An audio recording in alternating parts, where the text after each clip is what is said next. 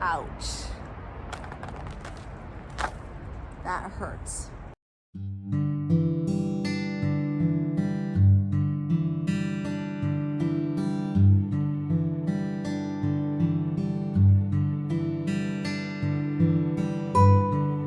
Welcome to the Quiet Hour.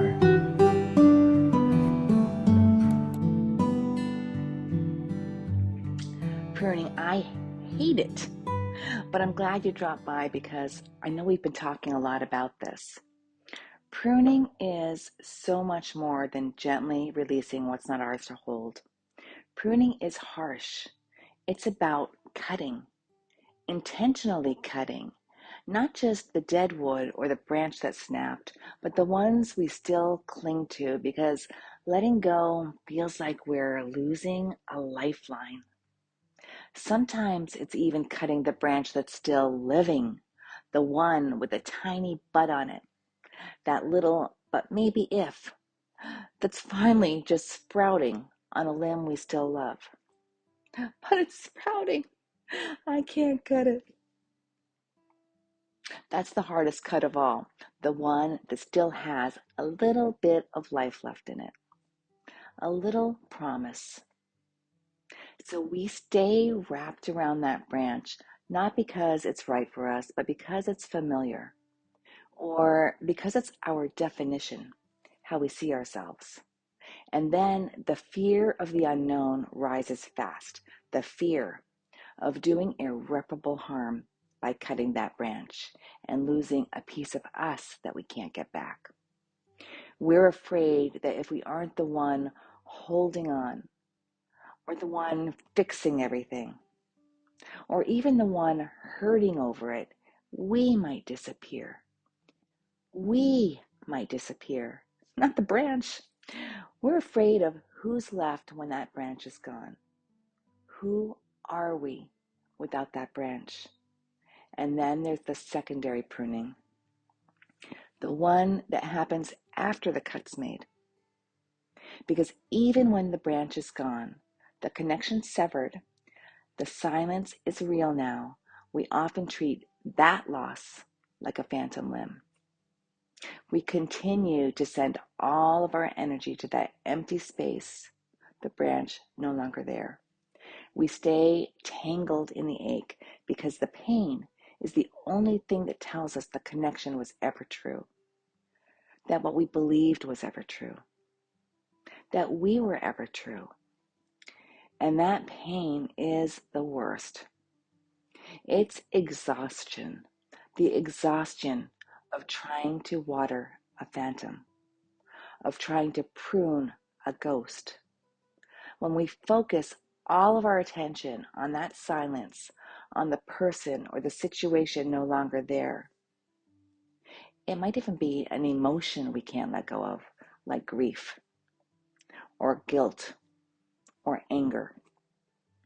Or we focus on the story of who we used to be.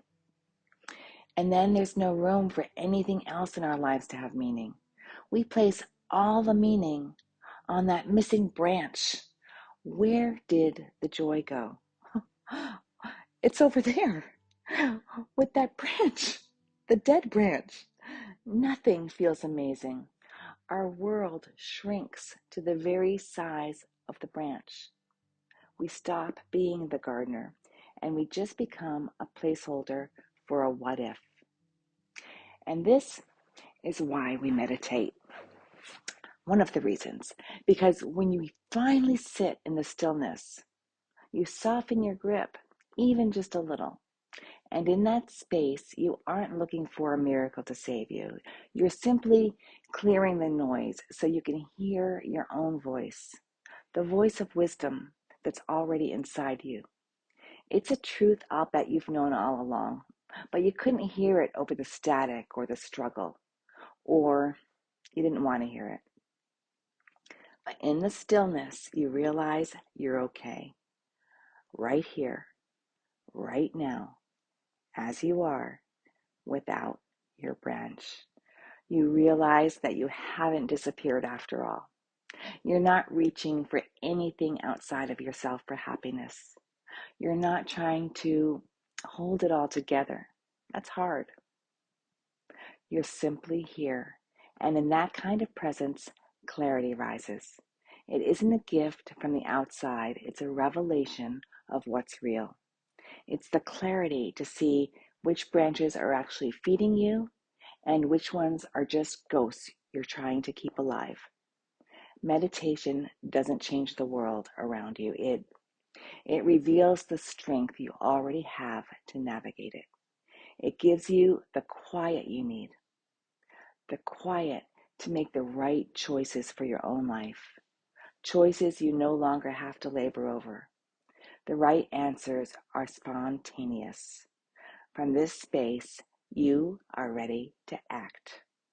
It may not be the dramatic cut, just the willingness to finally listen to the part of you that's been trying to tell you the truth all along. Pruning isn't what's being taken from us. It's about the invitation we extend to ourselves to make room for breath, because breath is what brings us back to our own center. Before anything can be let go, before anything new can take root, we have to return to that quiet, steady place inside us, that place where we remember that we are enough. We've always been enough. We're more than enough. Thank you for joining me in my quiet hour. How about we meditate? Settle into a comfortable but dignified position, letting your body find a way that feels like a small kindness, but also reminds you of the temple that you reside in. And let your shoulders drop. Allow your breath to arrive where you are without effort.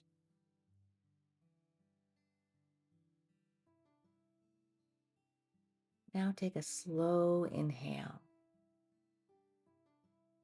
and even a slower exhale.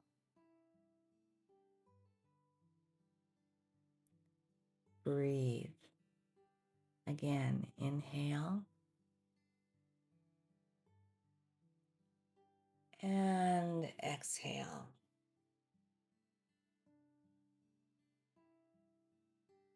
Let yourself land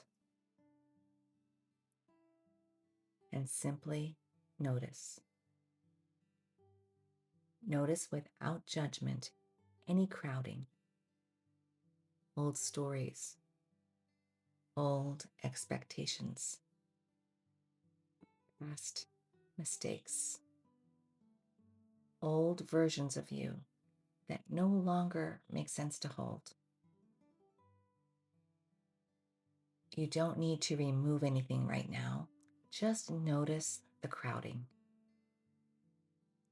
and keep the rhythm of your breath soft and steady.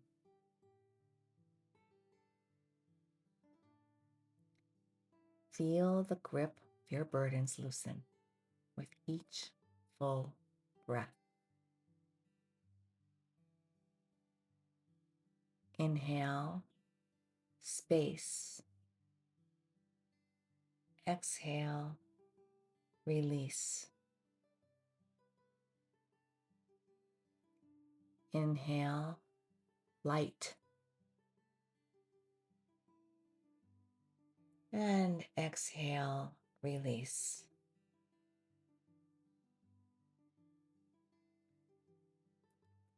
Keep your awareness on your breath.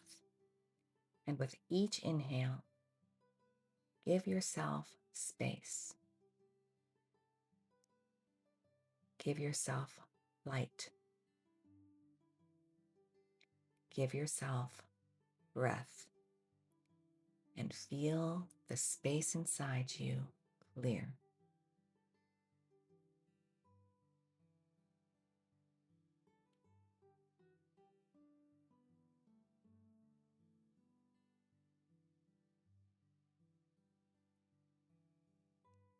And now gently bring your attention to your heart, not the emotions, just the center of you, the steady place, the quiet place,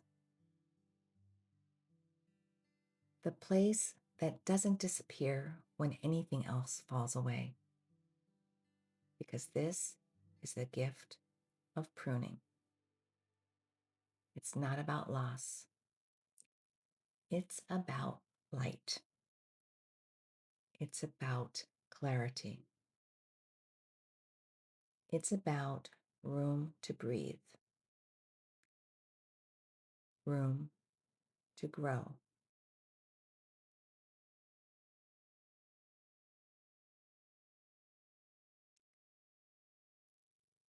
Breathe here for a few moments and let the quiet tell you the truth.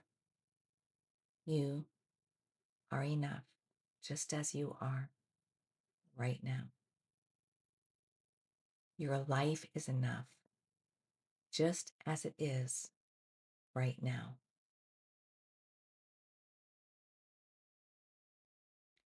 Stay here in this quiet for as long as you like, because this is your quiet hour.